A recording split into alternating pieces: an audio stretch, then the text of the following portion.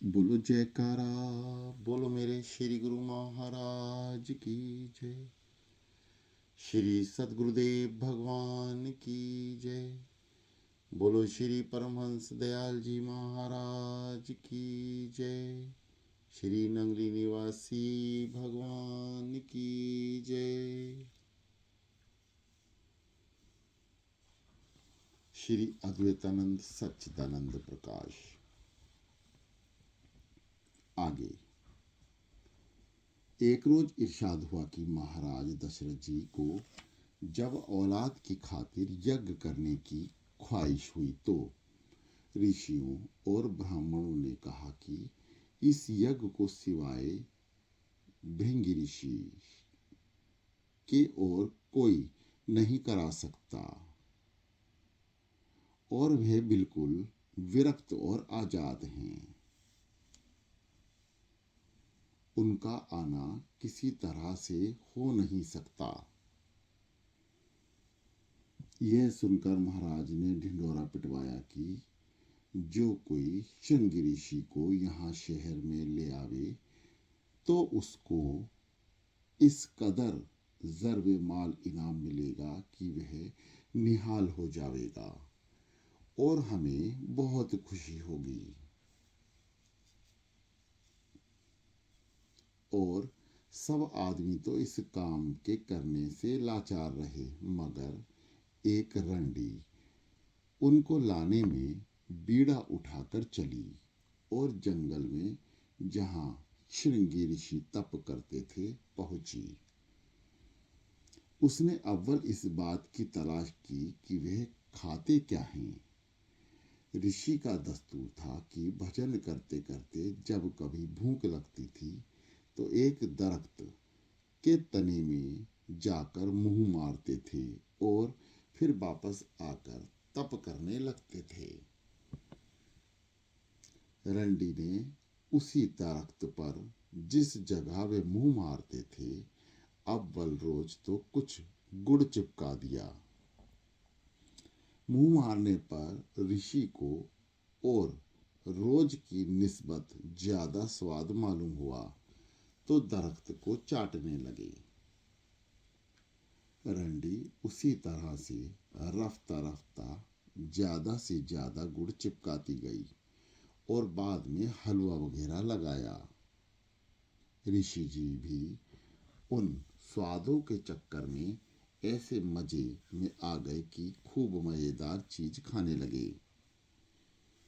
फिर रंडी खुल्लम खुल्ला उनको मजेदार खाना बना बना कर खिलाने लगी और ऋषि जी उससे बहुत खुश रहने लगे। जब रंडी ने देखा कि जबान से जायका में खूब लवलीन हो गए हैं तब उसने यकलख्त एकाएक तमाम चीजें बनानी बंद कर दी।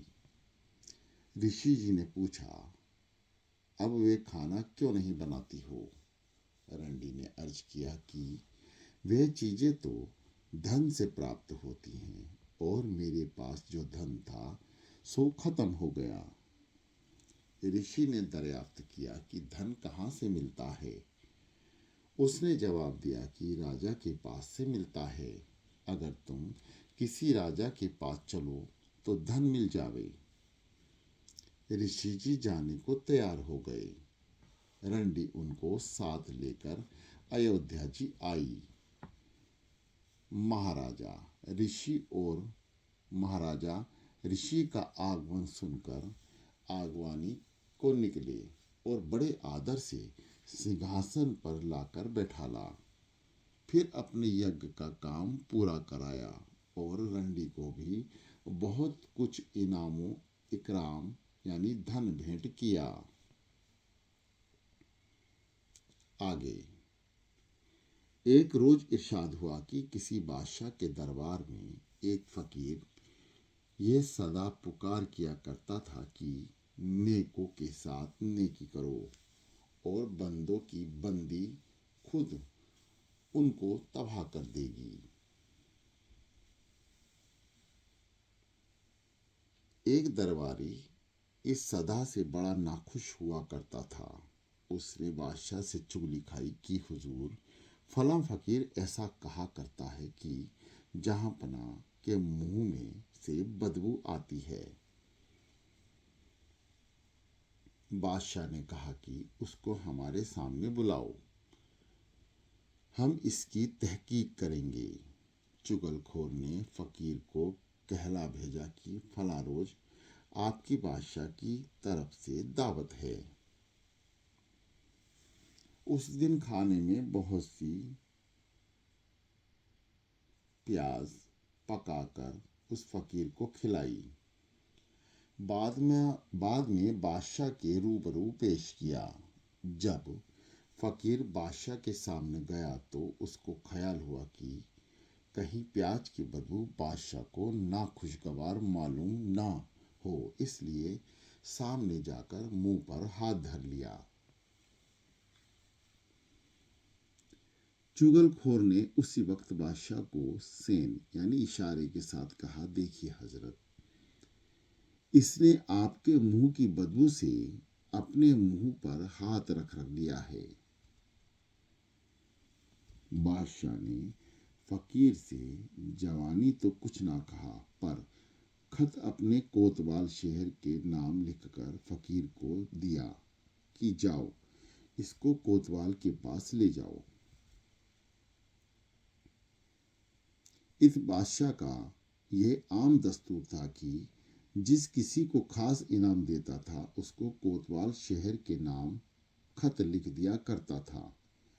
उस चुगलखोर ने समझा कि जरूर इस फकीर को कोई खास इनाम मिला है। जल्दी से बाहर निकलकर फकीर के पीछे गया और अर्ज किया कि हजरत, यह खत अगर आप मुझे दे दें तो मैं कोतवाल को पहुंचा दूं। आप फिजूल तकलीफ क्यों करते हैं?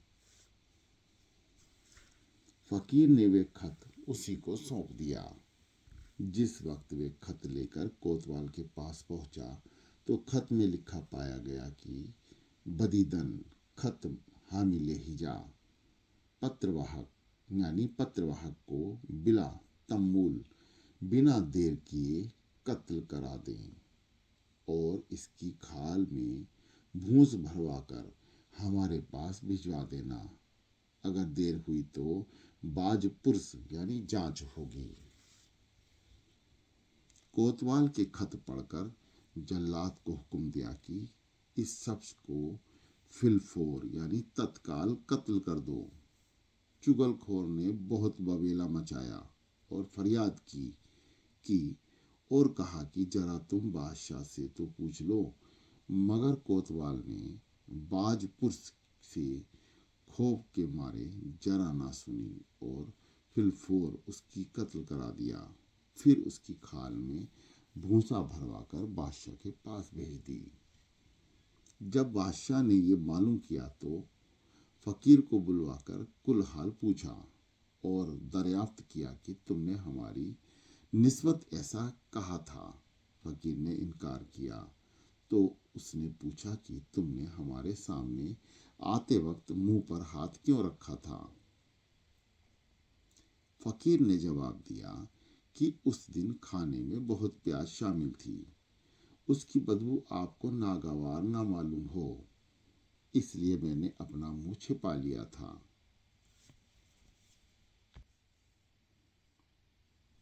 फिर रुक्का पत्र का हाल पूछा तो फकीर ने कह दिया कि राह में उस शख्स से रुका लिया था कि वे खुद ले जाऊंगा। उस वक्त बादशाह को फकीर की सदाकत यानी सत्य जाहिर हुए और इजाज़त दी कि आम तौर पर आप ये सदा किया करें कि नेकों के साथ नेकी करो और बंदों की बदी खुद उनको तबाह करेगी। उस चुगलखोर ने वाकई अपनी बदी से सजा अपने हाथों पाई। आगे एक रोज इरशाद हुआ कि तहारत यानी सोच 3 प्रकार का होता है। पहला, अव्वल तारते शरीयत बजरिया यानी द्वारा बाजू और गुलसर यानी स्नान के। दूसरा, तहराते तारिकत, हवाई नफस के तर्क यानी त्याग करने से। तीसरे, तहराते तरीकत तमाम गैर अल्लाह यानी अनेश्वर से काम्बल यानी मन को पाक कर देने पर मुनहसिर यानी निर्भर है। आगे, एक रोज इरशाद हुआ कि कोई ब्राह्मण 13 साल तक विद्या पढ़कर जब बनारस वापस आया तो बहस मुहासिब के ख्याल से कबीर साहब से मिलने गया। कबीर जी ने उनकी बड़ी खातिरो मदारत की और उसको सूखा सीधा यानी भोज्य देकर कहा कि महाराज जी, पहले आप भोजन बनाकर पा लीजिए। ब्राह्मण ने सीधा लेकर मकान के चारों तरफ देखा, मगर चूंकि लायक कोई साफ जगह नजर न आई। कहीं ताना तन रहा था, कहीं मक्खियां भिन बिना रही थी। गरज मकान से बाहर एक तालाब के किनारे अच्छी जगह देखकर चौका लगाकर ब्राह्मण देवता ने रसोई तैयार की। जब खाना वगैरह खा चुके तो कबीर साहब ने उनके चूल्हे के नीचे जरा सी जमीन खोदकर बड़ा लंबा ऊंट का हाड़ निकालकर उनको दिखलाया और कहा कि देखिए महाराज, आपने इस जगह को पवित्र समझा था। अभी 13 साल में आपने जाहिरी यानी ऊपरी सफाई का इल्म नहीं पढ़ा है। अब वह विद्या पढ़नी चाहिए जिससे अंतःकरण की मेल और सफाई का हाल मालूम हो। खुनावाए दिल खुर की शाबे ब अजी नेस्त, बंदा वे जिगर जन की खावे ना अर्जी नेस्त। दर किंज हिदाये ना तवा याफ्त खुदारा, दर मुहासफे दिलवी की किताबे ब अजी नेस्त। सद किताबे सद बरक दर नारकुन, जानो दिल रा जानवे दिलदार कुन। आगे,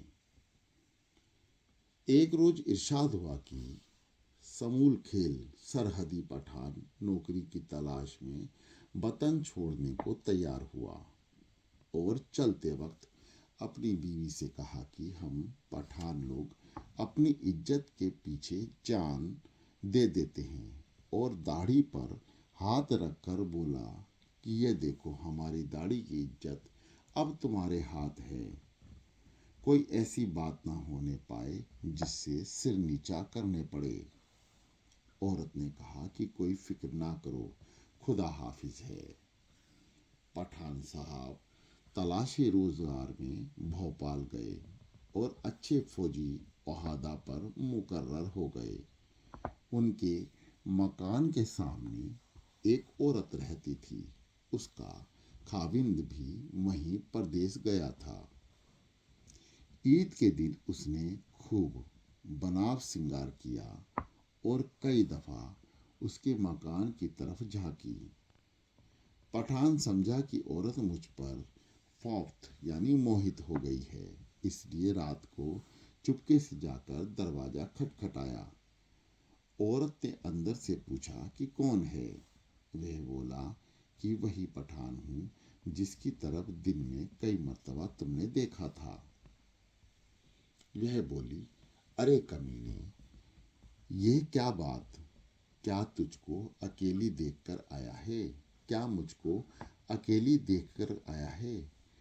मेरे पास बर्छी और कराबीन मौजूद है, चला जा वरना मारा जाएगा। पठान अपना सा मुंह लेकर लौट गया। जब नौकरी में बहुत रुपया पैदा कर लिया तो रुखसत लेकर वतन पहुंचा और बाल बच्चों से मिला। रात को बीवी से पूछा कि हमारी अदम मौजूदगी यानी अनुपस्थिति में कोई बकाया यानी घटना तो नहीं हुआ और हमारे दुश्मनों ने कोई खराबी तो पैदा नहीं की। अगर ऐसी वैसी कोई बात हुई है तो कह दो ताकि हम उससे बदला लें। बीवी ने जवाब दिया कि कोई बात नहीं हुई, सब तरह से खैरियत हुई, मगर पठान को इत्मीनान ना हुआ। दोबारा सहबारा यानी तिबारा फिर दरियाफ्त किया तो बीवी ने बहुत सोचकर और याद करके कहा कि और तो कोई बात नहीं हुई, अलबत्ता एक दफ़ा ईद की रात को बाहर के दरवाजे का कुंडा खड़का था। मैंने अंदर से बहुत गाली गुप्त की और दरवाजे पर जाकर देखा, मगर कोई पता नहीं चला कि कौन आदमी था जिसने कुंडा खड़खड़ाई थी। उस वक्त पठान को याद आया कि हमने भी ईद के दिन उस औरत का कुंडा खड़खड़ाया था, इसलिए हमारा कुंडा खड़खड़ाया गया।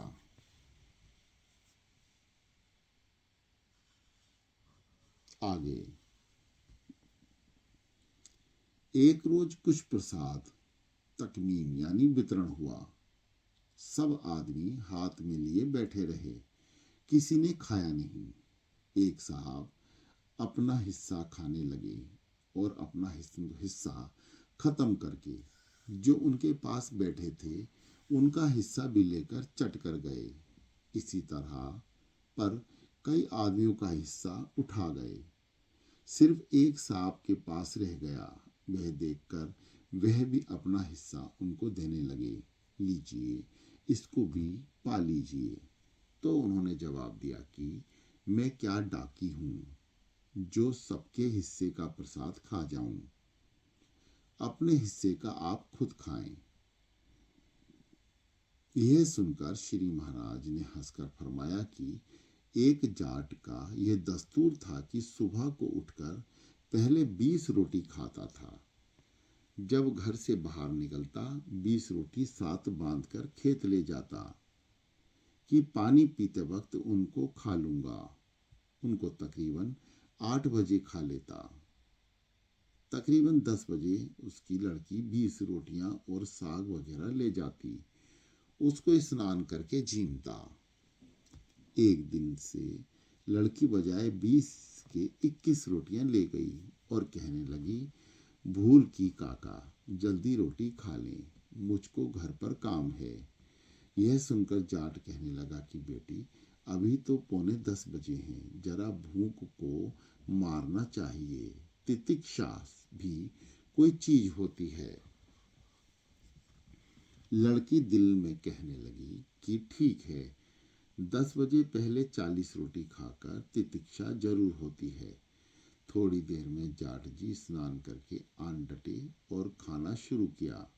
शुमार गिन करके 20 रोटी खा गए और जो एक जायद यानी अधिक थी रहने दी। लड़की बोली कि अब इस एक रोटी को भी खा लो, कहाँ बांधे फिरूंगी। जाट बोला कि मैं क्या कोई ढोर डांगर हूँ जो इतनी रोटी खा लूंगा। लड़की ने जवाब दिया कि क्या खूब, अब कुछ डंगर होने से कमर रह गई, कसर रह गई। लड़की ने जवाब दिया कि क्या खूब, अब कुछ डंगर होने में कसर रह गई। क्या एक रोटी ना खाकर ही डांगर होने से बच जाओगे।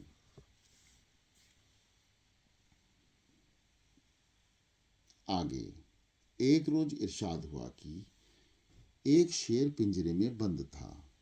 किसी आदमी का वहां से गुजर हुआ तो शेर गिड़गिड़ाकर बोला कि भाई, तू मुझको इस कैद से छुड़ा दे तो मैं तेरे साथ बहुत अच्छा सलूक करूंगा।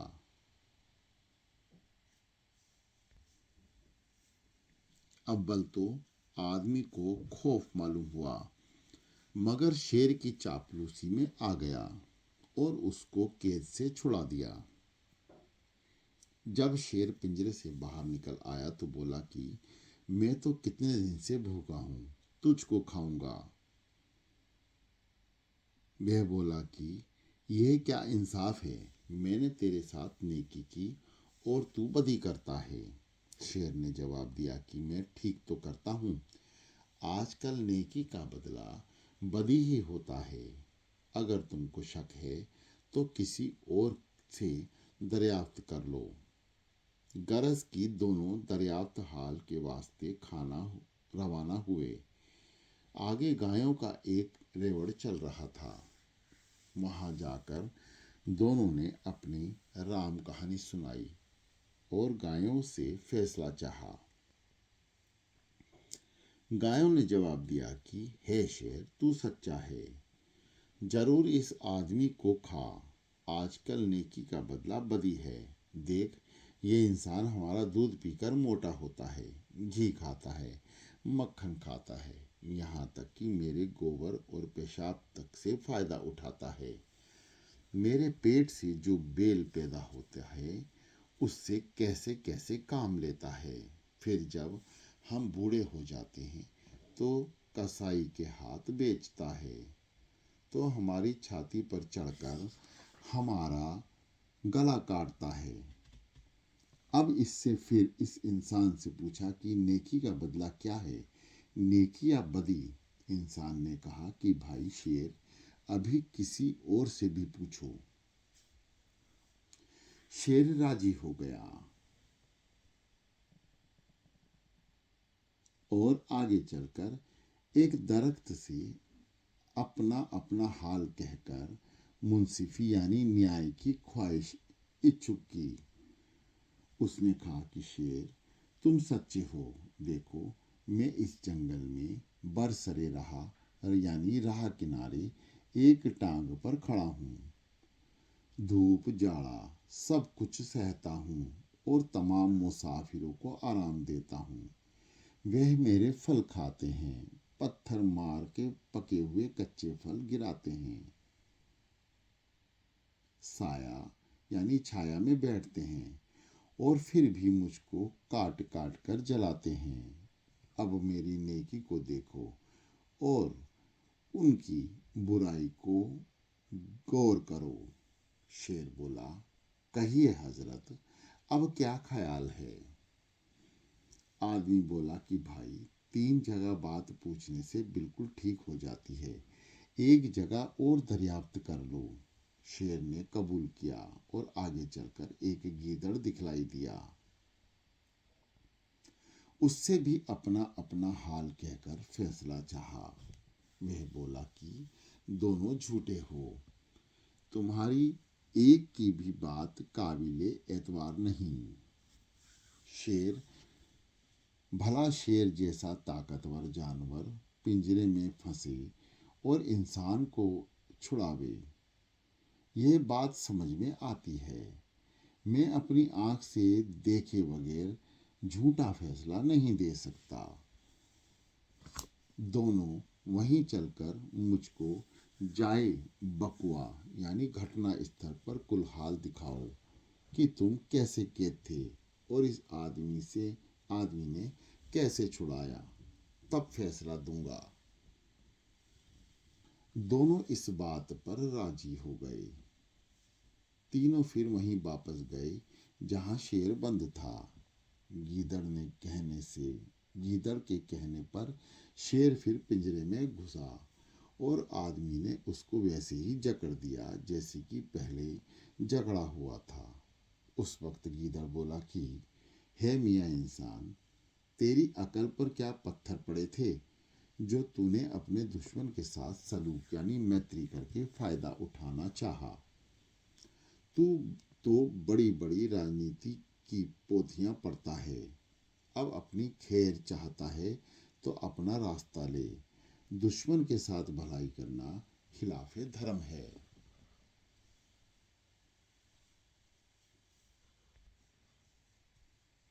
आगे एक रोज इरशाद हुआ कि एक काजी साहब को उनके मीर व मुर्शिद ने कलमा यानी लाइम इलाहा खास तरकीब से पढ़ना बता दिया और काजी साहब ने भी उसका ऐसा ख्याल रखा कि उठते बैठते हमेशा पड़ा करते थे। एक दफा सफर का इत्तेफाक हुआ और किसी गांव में जाकर ठहरे। वहां के आदमी उनके वास्ते दो चार रूखी सूखी चने बाजरे की मोटी रोटी ले आए। उनको देखकर काजी साहब ने ले लिया और उन्हें ढक कर कलमा पढ़ा और अर्ज किया कि हे खुदाबंद, तू बड़ी ताकत वाला है, सबको हस्बे तौफीक यानी सामर्थ्य अनुसार रिज़्क यानी धन धान्य देता है। आज ये ख्वाने नेस्मत यानी व्यंजन मुझको भी ख्वाहिश बख्श दे। यह पढ़कर जब कपड़ा हटाया तो बजाय रोटी के तरह तरह के खाने मौजूद थे। कुछ तो काजी साहब ने खाए, बकाया गांव वालों को तकमीम कर दिए। उन्होंने देखा कि इस कलमा को पढ़ने से सूखी रोटी की जगह ऐसे उम्दा लजीज खाने बन गए और कलमा को हमको भी याद है, फिर रूखी रोटी क्यों चबाएं। कल से हम भी ऐसे ही खाने मंगवा लेंगे। गरज दूसरे रोज सूखी रोटी पकवाकर और कुल गांव के आदमी जमा होकर रोटियां कपड़े में ढककर बैठ गए। कलमा पढ़ना शुरू किया। फिर चादर उठाकर देखा कि रोटियों की जगह क्या बना, मगर वे रोटियां तो ज्यों की त्यों मौजूद थी। फिर कलमा पढ़ा और फिर कलमा पढ़ा। गरज इसी तरह से रात बीत गई, मगर रोटियां यूं ही रही। तब एक बूढ़े आदमी ने फरमाया कि जब आज ही कलमा पढ़कर नतीजा देखना चाहते हो। काजी साहब को ना मालूम कितना अरसा बिरद करते हो गए, तब कहीं ये बात हासिल हुई। बात यह है कि कुल काम तरकीब को धारण से शुद्ध होता है। मुर्शिद को तकबीब और मुरीद का अभ्यास जब दोनों मिलते हैं तब फल की सिद्धि होती है, वरना योग जप तप सब किताबों में ही लिखा है और जवानी पढ़कर लिखकर हजारों आदमी उसको जानते भी हैं, मगर ना किताबों में देखकर होता है और ना बगैर किए उसका कुछ फल मिल सकता है। आगे एक रोज इरशाद हुआ कि आदमी को अपनी आमदनी से हमेशा खर्च कम करना चाहिए, ताकि जरूरत के वास्ते किसी को दरनिकार वे मोहताज ना होना पड़े या कर्जा की नौबत ना पहुंचे, क्योंकि दुख व तकलीफ, बीमारी व परेशानी सबके साथ लगी हुई है। बाज यानी कुछ लोग सत्संग व खैरात यानी दान धर्म के कामों में यहाँ तक हौसला कर गुजरते हैं कि दाम दाम तक दे डालते हैं। खैर, अगर इसी पर इत्तफा यानी धैर्य कर लें तो भी चंदा मुआवजा का यानी कोई आपत्ति नहीं, बल्कि वे तो दूसरों की अमानत तक भी परवाह नहीं करते। उधार सूद जो हाथ लगा उधर से उधर कर दिया। आखिर जिल्लत यानी अपमान बेपरेशानी भुगतनी पड़ी। बर हवाले आकस कबायत गरिस्त की पैदा कुनद तो जदहा खर्च वस्त। आगे एक रोज इरशाद हुआ कि महाराज पृथ्वीराज बड़े भक्त और प्रेमी हुए। उनका ये कौल यानी प्रतिज्ञा थी कि मालिक ने मुझको सिर्फ दो काम इनायात यानी प्रदान किए हैं।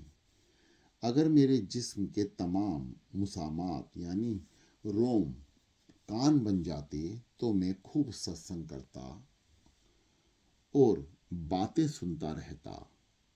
यह सत्संग में बोलते हुए ही कम थे, वह सत्संग में बोलते बहुत ही कम थे, अक्सर खामोश बैठकर सुना करते थे। सत्संग की बात को सुनकर उस पर गैरो फिक्र यानी सोच विचार करना ये बड़ा मुश्किल काम है। आजकल तो मोहतराज लोगों की ऐसी भरमार है कि इधर तो जवान से लफ्ज निकला और उधर उन्होंने दलील खड़ी की। नकल है कि हजरत मूसा अलीसुद्दीन शाह अली उस्लाम ने खिजर अली उस्लाम से अर्ज किया कि आप मुझको अपने हमराह यानी साथ रखें। उन्होंने फरमाया कि आप इस लायक नहीं कि हमारे साथ रह सकें, क्योंकि बात की मसलहत यानी महता को समझने से पहले ऐतराज उठाने के आदी हैं। उन्होंने जवाब दिया और वादा किया कि आप जो चाहें करें, मैं हरगिज किसी बात में दखल ना दूंगा, ना उसकी बाबत आपसे दरियाफ्त करूंगा। हजरत खिंजर ने मंजूर फरमा लिया और हमराह रवाना हुए। एक दरिया हाइल यानी मार्ग में पड़ा हुआ और दोनों किश्ती में बैठकर उसके पार उतरे। जब किश्ती किनारे पर पहुंची तो हजरत खिजर ने उस किश्ती के पेंदे का एक दरख्त तोड़ दिया और रवाना हुए। हजरत मूसा ने उनसे फेल यानी हरकत पर ऐतराज किया कि ये क्या काम आपने किया कि मल्लाह ने तो आपको पार उतारा और आपने उसकी किश्ती तोड़ दी। हजरत खिजर ने वादा की याद दिलाई और अलहदगी चाही, मगर हजरत मूसा मुआफ़ी मांग कर फिर साथ हो गए। आगे चलकर एक लड़का मिला और उसको हजरत खिजर ने बेल की शक्ल अख्तियार कर मार डाला। वहाँ भी हजरत मूसा ने सबब दरयाफ्त किया, मगर जब जुदाई का सवाल पेश आया तो माफ़ी मांगकर खामोश हो गए। आगे चलकर हजरत खिजर ने किसी टूटी हुई दीवार को बिला उजरत यानी बिना मजदूरी मुरम्मत कर दी। उस वक्त भी हजरत मूसा ने हाल दरियाफ्त किया तो हजरत खिजर ने जवाब दिया कि हमारी तुम्हारी मोहब्बत रास्त यानी निभ नहीं आवेगी। अब उन बातों का सबब बतलाता हूँ। किश्ती का तो ये हाल है कि एक बहुत गरीब और बेकस आदमी की थी। उन दिनों बेगार में किश्तियाँ पकड़ी जा रही थी। अगर वे दुरुस्त होती तो उसको भी पकड़ लेते, चूंकि उसके किश्ती की बसर औकात निर्वाह और सिर्फ वही जरिया था, इसलिए उसको फाके यानी व्रत करने पड़ते। अब टूटी हुई किश्ती देखकर कोई ना पकड़ेगा। और लड़के के मारने का सबब यह हुआ कि उसका वालिद बहुत आबिद और नेक शख्स है और वह लड़का ही बदकार था। अगर जिंदा रहता तो उसके बाप की बड़ी रुसवाई यानी बदनामी होती और ये बहुत तकलीफ पहुंचाता, इसलिए इसको मार दिया। खुदाबंद करीम उसको दूसरा लड़का बख्शेगा। दीवार और मुरम्मत इस वजह से की कि वह यातीमों और मुल्कियत स्वामित्व था और उसमें बड़ा दफीना यानी दबाकर खजाना था। अगर गिर जाता तो आदमी माल रुपया लूट कर ले जाता। अब बड़े होकर लड़के उसको अपने कब्जा और दरफ्त यानी काम में लेवेंगे। ये हाल बयान करके फरमाया कि अब हमारी और तुम्हारी जुदाई है। जब तक तुम में जफ्त पैदा ना हो हमारी सोहबत के लायक नहीं। बोलो जयकारा, बोलो मेरे श्री गुरु महाराज की जय।